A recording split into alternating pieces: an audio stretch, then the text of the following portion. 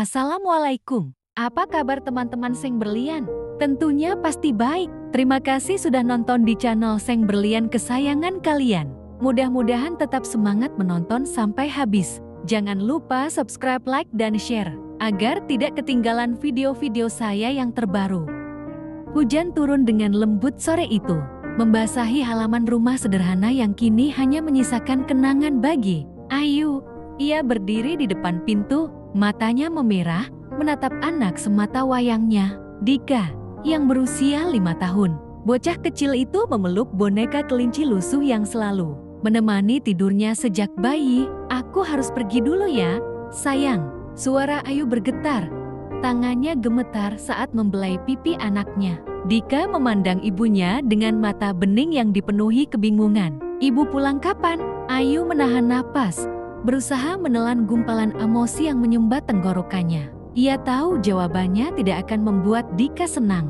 "Nanti, kalau ibu sudah bisa beli rumah baru buat kita. Kalau ibu sudah bisa kasih Dika sekolah yang bagus. Tapi aku mau ibu di sini aja."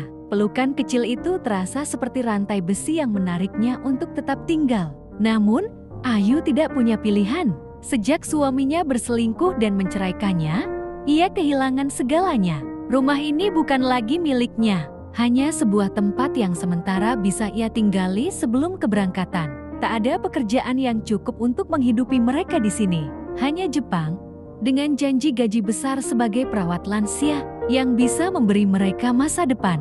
Dengan berat hati, Ayu melepaskan pelukan itu. Dika menangis, berusaha menarik ujung bajunya, tapi ia harus pergi. Kereta menuju bandara tak bisa menunggu. Di Jepang, kesunyian menjadi teman setia. Ayu, hari-harinya dipenuhi merawat orang tua, yang bahkan tak bisa mengingat namanya. Setiap malam, ia menatap layar ponselnya, menunggu panggilan video dari Dika. Namun, seiring waktu, panggilan itu semakin jarang. "Ibu, aku sibuk sekolah," kata Dika suatu hari. Suaranya tak lagi seperti bocah kecil yang dulu selalu menangis meminta dipeluk. Ayu tersenyum pahit. Ia tahu anaknya tumbuh tanpa dirinya. Pelukan yang dulu ia tinggalkan kini mungkin sudah tak lagi dirindukan. Tahun demi tahun berlalu, hingga akhirnya Ayu pulang. Di bandara, ia melihat seorang remaja berdiri dengan tangan di saku celana. Dika, lebih tinggi dari yang ia bayangkan. Wajahnya lebih dewasa. Hati Ayu berdegup kencang saat ia melangkah mendekat. "Dika," suaranya nyaris tak terdengar. Anaknya menatapnya, ada jeda sejenak sebelum akhirnya ia bergerak. Lalu, pelukan itu datang, hangat, erat, dan penuh air mata. Pelukan yang dulu tertinggal, akhirnya kembali. Ayu memejamkan mata, meresapi kehangatan yang telah bertahun-tahun ia rindukan. Tubuh Dika kini jauh lebih besar dari yang terakhir ia peluk. Tak lagi sekecil bocah 5 tahun yang menggenggam erat ujung bajunya saat ia pergi. Tapi pelukan ini masih sama. Masih rumah bagi segala rindu yang ia simpan selama ini. "Ibu kangen sekali," bisik Ayu. Suaranya bergetar di antara isak tangis yang tak lagi bisa ia tahan. Dika tak langsung menjawab, hanya memeluknya lebih erat, seolah takut ibunya akan menghilang lagi. Setelah beberapa saat, Dika perlahan melepas pelukannya. Matanya memerah, tapi ia buru-buru menyeka wajahnya, berusaha terlihat tegar. "Ibu kelihatan lebih kurus," katanya, suaranya serah. Ayu tertawa kecil meski air mata masih mengalir di pipinya. "Kerja di Jepang gak gampang." "Nah," Dika mengangguk pelan, lalu menunduk. "Kenapa ibu baru pulang sekarang?" Pertanyaan itu menghantam Ayu lebih keras dari yang ia bayangkan. Bukan karena ia tak ingin pulang, bukan karena ia tak merindukan anaknya setiap detik dalam hidupnya, tapi karena kenyataan yang kejam membuatnya harus memilih bekerja mati-matian agar bisa mengirimkan uang untuk sekolah Dika, atau pulang lebih cepat tapi kembali dalam keadaan tak punya apa-apa. "Ibu harus memastikan Dika punya masa depan yang lebih baik," jawab Ayu lirih. Dika menatapnya, lalu menarik napas panjang. "Aku ngerti, Bu, tapi aku juga kangen." Ayu tersenyum, lalu mengusap kepala anaknya. "Sekarang ibu di sini, dan ibu nggak akan pergi lagi." Mata Dika berbinar. Untuk pertama kalinya sejak mereka berpisah bertahun-tahun lalu, Ayu melihat cahaya itu lagi. Pelukan yang dulu tertinggal, kini tak akan ia lepaskan lagi. Dika menggandeng tangan ibunya saat mereka berjalan keluar dari bandara. Ayu masih belum sepenuhnya percaya bahwa ia akhirnya kembali. Bahwa anaknya ada di sini, nyata, bukan hanya sosok di layar ponsel yang ia tatap setiap malam sebelum tidur. Di luar, angin sore menyapa lembut, langit berwarna jingga, seperti menyambut kepulangan Ayu setelah bertahun-tahun merantau. Ia menatap wajah Dika dari samping anak itu kini lebih tinggi, bahunya lebih lebar, dan garis wajahnya semakin mirip dengan ayahnya. Luka lama di hati Ayu kembali menganga sejenak, tapi ia segera menepisnya. Hari ini bukan tentang masa lalu, ini tentang rumah yang akhirnya ia temukan kembali. Rumah kita di mana sekarang? Nah, tanya Ayu pelan. Dika tersenyum tipis. Di rumah nenek, sejak ibu pergi, aku tinggal di sana.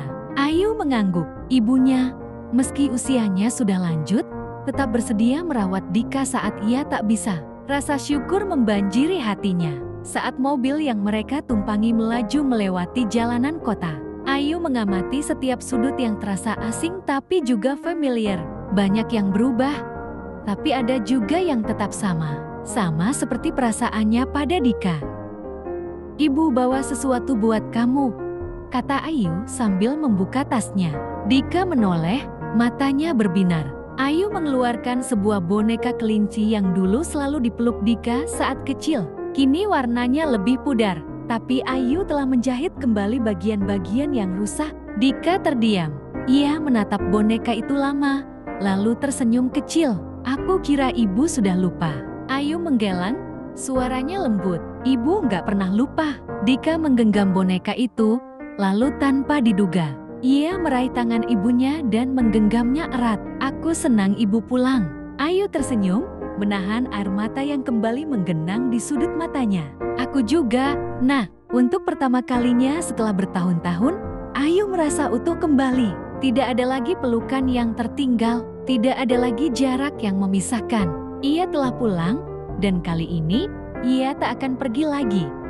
Malam itu, setelah bertahun-tahun hanya bisa berbicara lewat layar ponsel, Ayu dan Dika akhirnya duduk berdampingan di ruang tamu rumah nenek. Rumah itu masih sama seperti dulu temboknya, bercat putih dengan sedikit retakan di beberapa sudut. Lantainya berkeramik tua, dan aroma khas kayu yang mengingatkan Ayu pada masa kecilnya. Ibu tidur di kamar mana? Tanya Dika sambil menyeruput teh hangat yang baru saja dibuat nenek. Ayu tersenyum. Di mana saja asal dekat Dika. Dika terdiam sebentar, lalu dengan canggung menggaruk kepalanya. Kalau mau, ibu bisa tidur di kamarku. Kasurnya besar, kok. Ayu tertawa kecil, merasa haru dengan cara Dika menutupi perasaan rindunya. Ia tahu, anaknya sudah berusaha terlihat kuat dan mandiri, tapi di dalam hatinya, ia tetaplah anak kecil yang dulu selalu menangis saat Ayu pergi bekerja. Makasih, nak, tapi ibu nggak mau ganggu ruang pribadimu. Dika tersenyum tipis. Ibu nggak akan ganggu. Lagian, aku udah lama pengen cerita langsung sama ibu, bukan lewat IP. Ayu tertegun. Ia menatap wajah anaknya yang kini tak lagi seperti bocah 5 tahun yang ia tinggalkan. Ada banyak hal yang dilewatinya hari pertama sekolah, ulang tahun, mungkin juga saat Dika pertama kali patah hati. Ia tidak ada di sana, dan itu adalah luka yang harus ia terima. Mari kita bercerita sampai pagi kalau perlu, kata Ayu, mencoba menutupi getaran di suaranya. Malam itu, mereka berbicara tanpa henti. Dika bercerita tentang sekolahnya, teman-temannya, bagaimana ia belajar bermain gitar, dan tentang Nana yang selalu memasak makanan kesukaannya. Ayu mendengarkan setiap kata dengan hati penuh rasa bersalah, tapi juga penuh syukur. Setidaknya, Dika tumbuh menjadi anak yang baik. Ibu nyesal ninggalin aku dulu? Tanya Dika tiba-tiba. Ayu terdiam. Ia menarik napas panjang sebelum menjawab. Ibu nggak pernah mau pergi, nak. Tapi kalau saat itu ibu tetap di sini tanpa pekerjaan, mungkin kita nggak akan bisa hidup dengan layak. Dika menunduk, memainkan ujung selimutnya. Aku dulu marah sama ibu, tapi sekarang aku ngerti. Ibu pergi supaya aku bisa punya masa depan. Ayu menahan air mata yang ingin jatuh. Ia meraih tangan Dika dan menggenggamnya erat. Tapi sekarang ibu nggak akan pergi lagi. Ibu janji.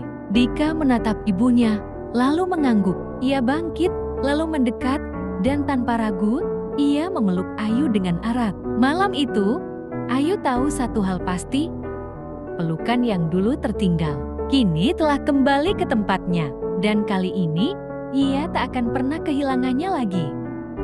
Malam semakin larut. Tapi Ayu dan Dika masih duduk berdampingan di atas tempat tidur, menikmati kebersamaan yang telah lama hilang. Lampu kamar temaram, menciptakan suasana hangat yang terasa begitu akrab. Ibu masih ingat lagu yang dulu sering dinyanyikan sebelum aku tidur? Tanya Dika tiba-tiba. Ayu tersenyum. Bagaimana mungkin ia lupa? Setiap malam sebelum tidur, ia selalu menyanyikan lagu itu sambil mengelus rambut Dika kecil, berharap anaknya tidur nyenyak dalam dekapannya. Dengan suara lembut, Ayu mulai menyenandungkan lagu pengantar tidur yang dulu selalu ia nyanyikan. Dika menutup matanya, tersenyum kecil, membiarkan suaranya membawa kenangan masa kecil yang dulu terasa begitu jauh. Saat lagu itu selesai, Dika membuka matanya dan menatap Ayu dengan mata berkaca-kaca. Aku pikir ibu nggak akan pernah nyanyi lagu itu lagi buat aku. Ayu menahan isakannya. Ia mengusap rambut Dika dengan penuh kasih. Ibu akan selalu nyanyikan lagu ini untukmu. Nah, kapanpun kamu mau. Dika mengangguk, lalu perlahan merebahkan kepalanya di pangkuan Ayu. Meski tubuhnya sudah besar dan lebih tinggi dari Ayu, dalam momen ini, ia tetaplah anak kecil yang dulu selalu mencari kehangatan dalam pelukan ibunya. Ayu terus mengelus rambut Dika, meresapi kehadiran anaknya yang kini tak lagi sekadar bayangan di layar ponsel. Ia telah kembali, bukan hanya secara fisik, tapi juga secara hati. Selamat tidur, nak, bisik Ayu. Dan untuk pertama kalinya setelah bertahun-tahun, Dika tertidur dalam pelukan ibunya, sebuah pelukan yang dulu tertinggal. Kini telah kembali ke tempatnya. Tidak akan ada lagi perpisahan. Tidak akan ada lagi rindu yang menggantung tanpa jawaban. Ayu menatap wajah Dika yang tertidur lelap, lalu menutup matanya, membiarkan hatinya tenggelam dalam ketenangan yang telah lama ia rindukan. Ia telah pulang, dan kali ini ia benar-benar di rumah. Pagi itu, sinar matahari mengintip dari celah jendela, menerangi kamar sederhana tempat Ayu dan Dika tertidur. Ayu membuka matanya perlahan, merasakan kehangatan yang telah lama hilang dari hidupnya. Di sampingnya, Dika masih terlelap, napasnya teratur. Wajahnya begitu damai, wajah yang dulu hanya bisa ia lihat dari layar ponsel. Kini ada di sampingnya, nyata. Ayu tersenyum kecil, mengusap rambut anaknya dengan lembut. Ia ingin menikmati setiap detik kebersamaan ini, tak ingin kehilangan momen-momen yang dulu terlewatkan. Namun, jauh di lubuk hatinya, ada kekhawatiran yang perlahan merayap. Apakah ia benar-benar bisa menggantikan waktu yang hilang?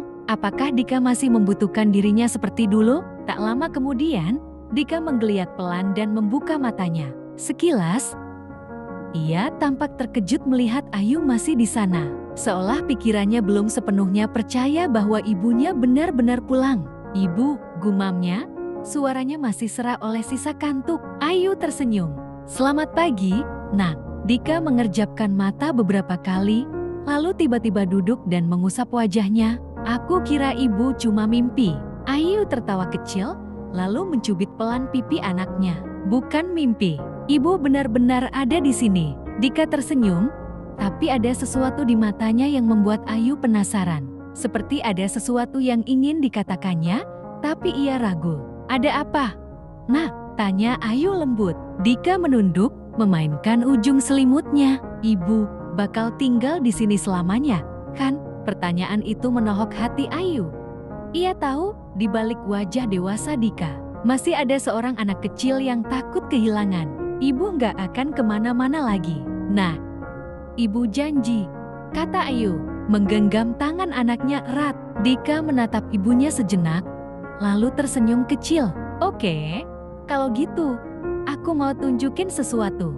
Dengan cepat, ia bangkit dari tempat tidur dan berlari keluar kamar. Ayu mengikutinya dengan penuh penasaran. Dika menuju ke sebuah lemari kayu di sudut ruang tamu. Ia membuka laci paling bawah dan mengeluarkan sebuah kotak kecil berwarna coklat. Dengan hati-hati, ia menyerahkannya kepada Ayu. "Aku selalu simpan ini," katanya pelan. Ayu membuka kotak itu dan hatinya langsung menghangat. Di dalamnya ada foto-foto mereka berdua, foto lama saat Dika masih kecil. Foto saat mereka bermain di taman. Bahkan secari kertas dengan tulisan tangan anak kecil yang berbunyi, "Ibu, jangan pergi lama-lama. Aku tunggu ibu pulang." Air mata Ayu jatuh tanpa bisa ditahan. Ia menatap Dika dengan mata berkaca-kaca. "Kamu menyimpan semua ini?" Dika mengangguk. "Aku takut kalau aku lupa wajah ibu, suara ibu. Jadi aku simpan semuanya." Ayu menutup kotak itu dengan tangan gemetar. Lalu tanpa berpikir panjang, ia menarik Dika ke dalam pelukannya. "Ibu minta maaf, Nak. Ibu minta maaf karena harus pergi selama ini."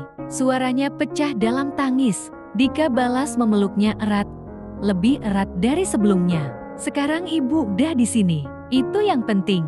Dalam pelukan itu, Ayu merasa beban yang selama ini menghimpitnya perlahan menghilang.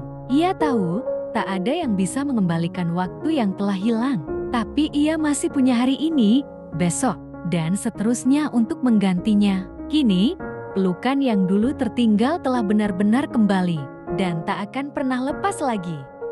Suatu sore, saat matahari mulai merunduk di ufuk barat, Ayu dan Dika duduk di teras rumah, menikmati semilir angin yang membawa aroma tanah setelah hujan. Ayu sedang mengupas buah mangga, sementara Dika sibuk memainkan gitarnya. Sebuah hobi yang baru Ayu ketahui sejak ia kembali. "Ibu," panggil Dika tiba-tiba, suaranya terdengar ragu. Ayu menoleh. "Iya, Nah." Dika menaruh gitarnya di samping, lalu menatap ibunya dengan mata penuh pertanyaan. "Aku mau tanya sesuatu tentang ayah." Jantung Ayu berdetak lebih cepat. Sejak kepulangannya, ia tahu suatu hari pertanyaan ini akan muncul, tapi tetap saja mendengarnya langsung dari mulut Dika membuatnya sedikit terguncang. "Kamu mau tahu apa?" Ayu berusaha menjaga nada suaranya tetap tenang. Dika menghela napas, menatap langit sejenak sebelum kembali menatap ibunya. "Kenapa ayah nggak pernah nyari aku?" Ayu meremas jari-jarinya sendiri, berusaha merangkai kata yang tepat. Ia tak ingin menyakiti perasaan Dika, tapi juga tak ingin berbohong. "Ayahmu mungkin punya alasan sendiri, Nak," kata Ayu akhirnya. Dika mengernyit. "Alasan apa? Bukannya kalau seseorang benar-benar sayang, dia akan cari?" Ayu terdiam. Hatinya terasa nyeri. Dulu, saat pernikahannya hancur karena pengkhianatan, ia pikir ia bisa melupakan semuanya. Tapi kenyataannya, luka itu tetap ada, mengendap dalam diam. Dan kini, luka itu kembali terusi, bukan untuk dirinya sendiri, tapi untuk anaknya, seseorang yang seharusnya tak perlu menanggung beban ini. "Ibu sama ayahmu punya banyak masalah dulu," Ayu akhirnya berkata, suaranya nyaris berbisik. "Dan karena itu, kita harus berpisah." Setelah itu, ayah memilih jalannya sendiri. Dika menatap ibunya lekat-lekat. "Apa dia tahu aku ada?" Ayu menelan ludah.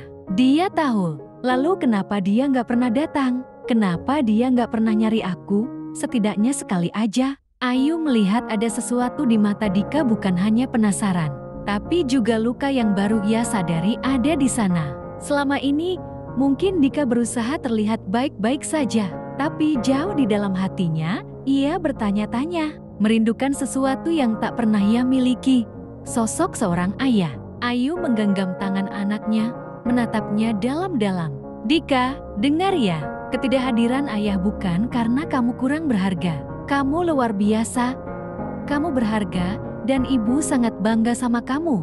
Dika menunduk, tapi tetap aja, rasanya nggak anak jeti satu-satunya. Anak yang nggak pernah cerita tentang ayahnya ke teman-teman. Ayu mengelus punggung tangan Dika dengan lembut. "Ibu nggak bisa gantiin ayah, tapi ibu akan selalu ada buat kamu. Kapanpun kamu butuh, kapanpun kamu merasa sendiri." Dika diam cukup lama sebelum akhirnya mengangguk. "Aku ngerti, Bu. Aku cuma penasaran." Ayu menarik napas lega, lalu tersenyum kecil. "Kalau suatu hari kamu benar-benar ingin bertemu ayah, ibu nggak akan melarang. Itu hak kamu." Dika menatap ibunya, lalu tersenyum tipis. Mungkin nggak sekarang. Aku nggak tahu apa aku siap. Ayu mengangguk. Itu nggak apa-apa. Kamu punya waktu sebanyak yang kamu butuhkan. Sore itu, mereka kembali terdiam. Tapi bukan dalam kecanggungan, melainkan dalam pemahaman yang lebih dalam satu sama lain. Pelukan yang dulu tertinggal telah kembali. Tapi ada satu ruang kosong lain dalam hati Dika. Ayu tahu ia tak bisa mengisinya. Tapi ia bisa memastikan anaknya tak akan merasa sendirian. Karena kali ini, ia benar-benar ada di sini. Dan ia tak akan pergi lagi. Hari-hari berlalu sejak percakapan sore itu. Ayu bisa merasakan perubahan kecil dalam diri. Dika anaknya menjadi lebih pendiam. Lebih sering termenung saat sendirian. Ia masih tersenyum, masih tertawa. Masih memanggilnya Bu dengan hangat. Tapi ada sesuatu di matanya yang tak bisa Ayu abaikan. Suatu malam, saat Ayu sedang mencuci piring di dapur, ia mendengar suara gitar mengalun pelan dari kamar. Dika, lantunan melodi itu terasa begitu sendu. Seakan ada rindu yang tak terucap dalam setiap petikannya. Ayu menghela napas, mengeringkan tangannya, lalu berjalan menuju kamar Dika. Ia mengetuk pintu pelan. Dika, Ibu boleh masuk? Sejenak tak ada jawaban, lalu suara Dika terdengar. Lirih, boleh, Bu. Ayu membuka pintu perlahan. Dika duduk di lantai, bersandar di tepi tempat tidurnya. Gitarnya masih dalam genggaman. Ia menunduk, jemarinya menggurat senar tanpa arah, seperti sedang berpikir. Ayu duduk di lantai di sampingnya. Lagu yang kamu mainkan tadi, indah sekali. Dika tersenyum kecil, tapi tak mengatakan apa-apa. Ayu menunggu sejenak sebelum akhirnya bertanya, masih kepikiran tentang ayah? Dika tak langsung menjawab.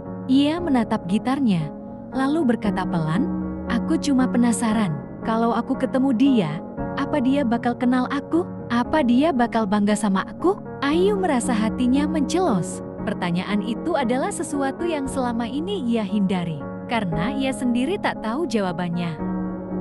Ia menarik napas panjang, lalu berkata, Ibu nggak tahu, Nak. Tapi satu hal yang Ibu yakin, kamu adalah anak yang luar biasa. Siapapun yang melihatmu sekarang, pasti bangga. Dika menggigit bibirnya, masih menatap ke bawah. Kalau aku cari dia, Ibu nggak apa-apa. Ayu merasakan sesuatu mencengkeram dadanya. Seberapapun sakitnya, ia tahu ini adalah hak Dika. Ibu nggak akan melarang, katanya dengan lembut. Kalau kamu butuh jawaban, kalau kamu merasa itu penting buat kamu, Ibu akan mendukung. Dika menatap ibunya, lalu tanpa diduga, ia meletakkan gitarnya dan memeluk Ayu erat. Ibu tetap nomor satu buat aku, bisiknya. Ayu menutup matanya, menahan air mata yang ingin jatuh. Ia membalas pelukan itu dengan erat, seolah ingin meyakinkan Dika bahwa ia akan selalu ada. Apapun yang kamu pilih, Nak, Ibu selalu di sini. Dan malam itu, meskipun ada pertanyaan yang belum terjawab, ada keyakinan yang semakin kuat di antara mereka, bahwa tak peduli apapun yang terjadi di masa lalu, mereka akan selalu punya satu sama lain. Beberapa minggu setelah percakapan itu, Ayu mulai mempertimbangkan sesuatu yang selama ini ia hindari, mencari keberadaan mantan suaminya, Ayah Dika.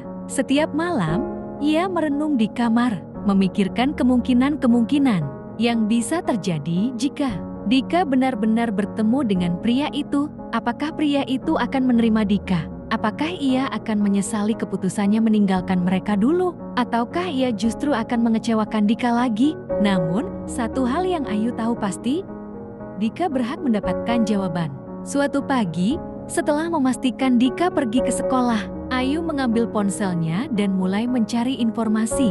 Dengan bantuan seorang teman lama, ia akhirnya mendapatkan alamat dan nomor kontak mantan suaminya. Ternyata, pria itu masih tinggal di kota yang sama, hanya beberapa kilometer dari rumah mereka. Ayu menatap layar ponselnya lama, jari-jarinya gemetar saat hendak mengetik pesan.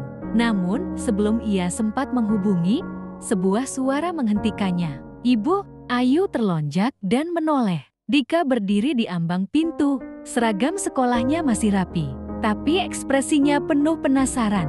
Ibu lagi nyari ayah, ya? Ayu terdiam, tak bisa mengelak. Ia menghela napas, lalu mengangguk. Ibu pikir, mungkin sudah waktunya kamu bertemu dengannya, kalau kamu memang mau. Dika masuk ke dalam kamar dan duduk di samping ibunya. Ibu yakin, Ayu menatap mata anaknya yang kini bukan lagi milik bocah kecil, tapi seorang remaja yang mulai memahami dunia. Ibu nggak tahu ini keputusan yang benar atau salah, tapi yang ibu tahu, kamu punya hak untuk mengenal ayahmu. Dika menatap ke depan, tampak berpikir, aku takut, Bu. Takut dia nggak mau ketemu, takut dia nggak peduli. Ayu menggenggam tangan Dika. Apapun yang terjadi, kamu nggak sendirian. Dika mengangguk perlahan. Lalu, dengan suara lirih, ia berkata, kalau gitu, ayo temui dia. Beberapa hari kemudian, Ayu dan Dika berdiri di depan sebuah rumah sederhana. Jantung Ayu berdegup kencang saat ia mengetuk pintu. Sementara Dika berdiri di sampingnya, terlihat gugup. Tak lama, pintu terbuka.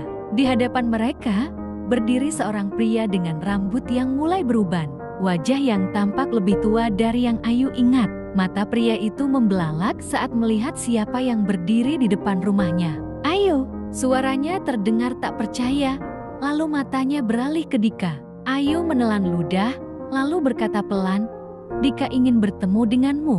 Pria itu menatap Dika dengan ekspresi sulit ditebak, terkejut, bersalah, atau mungkin keduanya. Dika sendiri hanya diam, menatap ayah yang selama ini hanya menjadi bayangan di kepalanya. Beberapa detik terasa seperti selamanya sebelum akhirnya pria itu berkata, masuklah. Ayu menoleh ke Dika, memastikan anaknya siap. Dika mengangguk pelan, lalu melangkah masuk. Hari itu, di ruang tamu kecil yang dipenuhi keheningan canggung, sejarah yang tertinggal mulai terungkap. Dan untuk pertama kalinya dalam hidupnya, Dika akhirnya bisa menatap sosok ayahnya bukan dari cerita, bukan dari bayangan, tapi nyata di hadapannya.